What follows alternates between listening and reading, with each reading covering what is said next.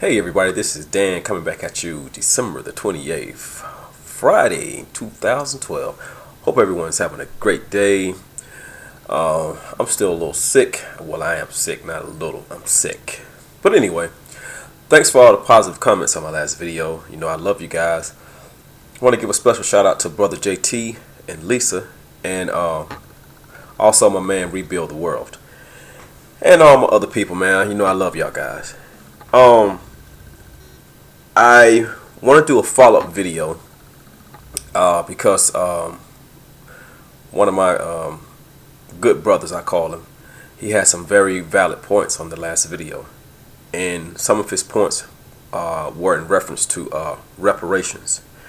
And just a point of clarity, when I say reparations, it does not have to be a monetary figure or a dollar value. Sometimes reparations is status or protected status or acknowledgement of something. So there are many forms of reparations. But what I want to really delve into real quick is, and I don't want nobody to take this the wrong way, but I don't necessarily point all the blame on Caucasian Americans that were in North America who were a part of the slave trade. They were just a part of it. Okay? So I have to emphasize they were just a small part of it. And the reason why I say small part of that, the reason why a lot of times we get caught up in reparations and a lot of it is just rhetoric, is because we don't understand the depth of the slave trade. A lot of times our intelligence is just limited to what we saw on Roots, the W.E.B. Du Bois database, which is the most accurate database in the world, but even it is limited to just the slave trade from Africa to the now United States of America. Okay? There's an argument among intellectual circles between the Afrocentric, which is black, and the Eurocentric, which is Caucasian, intellects in reference to how deep the slave trade actually went. That brings me to my point of reparations. Now, we have to understand something. And I have a video that I will link down below. The reason why I feel the way I feel about Arab people, and it's prevalent in everything that they do toward black people, is because they were the primary architects of the slave trade. Some arguments say that 600 years before the first European or Portuguese, because they were the ones that really started the slave trade, before they even stepped on the continent of Africa, it had been going on 600 years before that.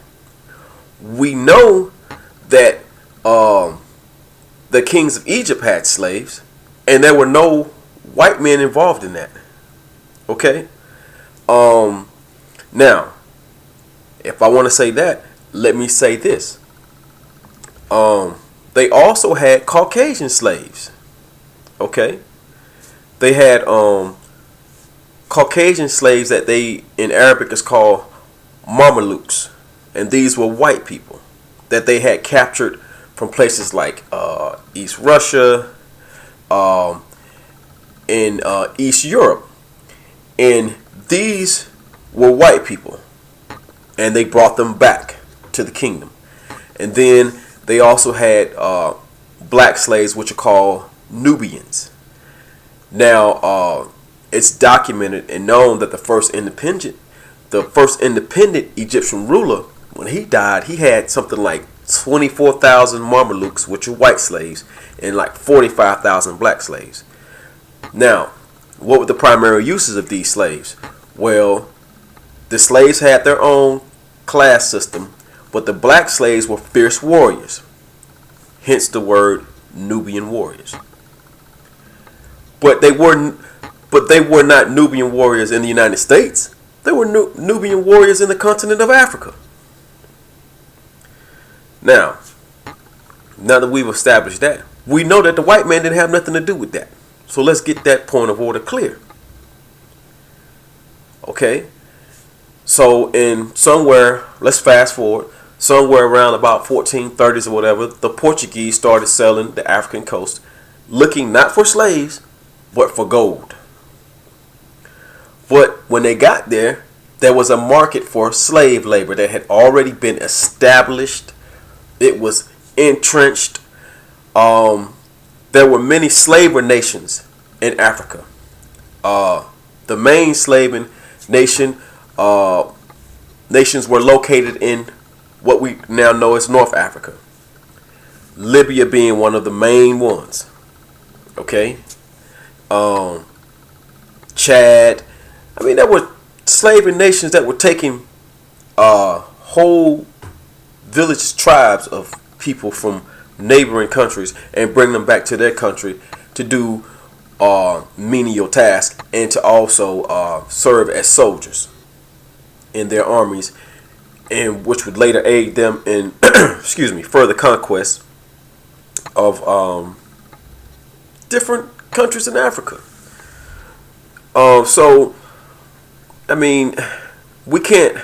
I don't like to specifically limit my scope to one specific group of people, but being that you have time constraints on YouTube, you have to kind of gloss over a lot of the things. Now we know that you should know that in the 1800s, around about 1808, whatever it was, somewhere in the 1800s, the British, along with the League of Nations at that time and the United Nations, made slavery. They abolished slavery. But they had an ulterior motive for abolishing slavery. It wasn't that they were so sympathetic and loving of Africans. No, they had an ulterior motive of it would help them or give them the reason to further colonize Africa, give them the reason to move into Africa. And the reason why I say they had an ulterior motive, because the British transported over 2.5 million Africans out of the continent. Okay, so they were the East British Trading Company. All these companies, they were integrally involved in the slave trade. But the Portuguese were the most. They were very active and the main player in the slave trade, and they were the last nation to abolish slavery. Now that we got that fact established, let's switch back to Africa. Now, and this is fact, the nation of Mauritania,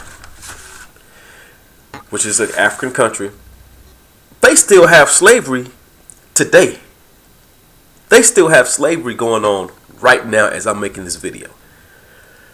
They officially outlawed slavery, and you have to look this up. They officially outlawed slavery in something like 1999, year 2001, or something like that. So just imagine a Reconstruction era, Civil War time slave in the South. On paper, it was you were free, but in reality, you were still a slave. In Mauritania today, Arabs still own black people. But no one wants to talk about this because it goes against the narrative.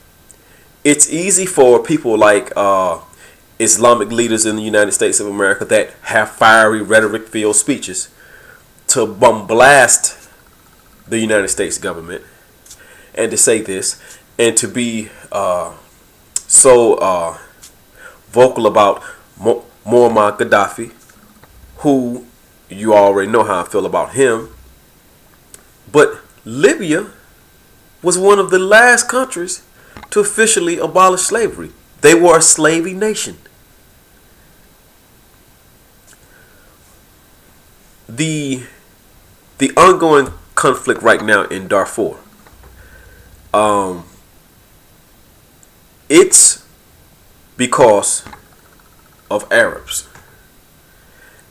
It's bigger than Arabs, But you have black Africans calling themselves Arabs, and these people are black as this coffee cup, and you can't see it. But they are calling themselves Arabs. They are in Sudan also, the same exact Sudan, Darfur, same thing. But they're invading the South, and they're killing black people. That's the reason why, in a lot of forms, I can't understand why somebody would be a Muslim. When I was in the Middle East, they called, sometimes little kids would run up and call you Abid. And Abid means slave. So, I mean, if you want to talk about reparations, my whole thing is, it's about protecting a certain group of people. The Jews in Israel, what we now know as Israel, have many forms of reparation, and their main form of reparation is their protected status. That's their main form. Real quick on the subject of Indians, I had the honor of serving with the first commissioned officer who was a Native American, 100% Native American. I had the honor of serving with him in Germany. Okay, and he had a protected status. And let me tell you what his protected status was. One night he got drunk and went downtown and smashed up a lot of cars. Now he's an officer, but because there was so much pressure on him, nothing happened to him. He was protected. So that's just a small example. But I really don't like the role that Arabs played in the slave trade. And it all goes back to, we can run a hypothetical. Well, the white man would have had slaves anyway. But let's run another hypothetical.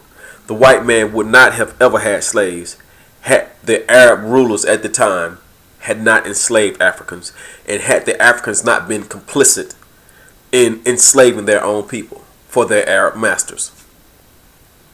So it's kind of like saying, I would have never went to Toys R Us and got my kids toys had somebody not developed Toys R Us and somebody built it, right?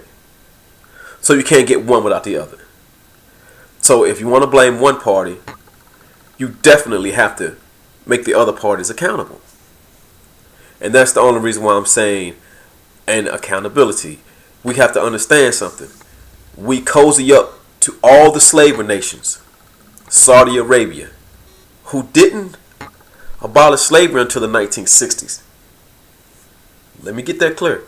Saudi Arabia did not abolish slavery until the 1960s. It was not outlawed in the Arabian Peninsula until 1962. That's not a long time ago. I was born in the 60s. Okay? So you have to understand, man, it's deeper than just a white man with a sugar cane in the corner of his mouth sitting back saying, "Hey nigga, pick that cotton." It's deeper than that. And that's what I want you to understand. And that's why I say reparations comes in all forms. But in order to be properly compensated or properly acknowledged for something, we must go beyond the walls of just southern United States. We have to go to several countries, mainly Portugal, the United Kingdom, all of the Middle Eastern countries that were complicit in slavery. Then we have to go back to the rich African countries. Then we finally have to work our way back to the United States of America. So that's my gist of that as far as reparations. Hope I didn't take too long. Peace.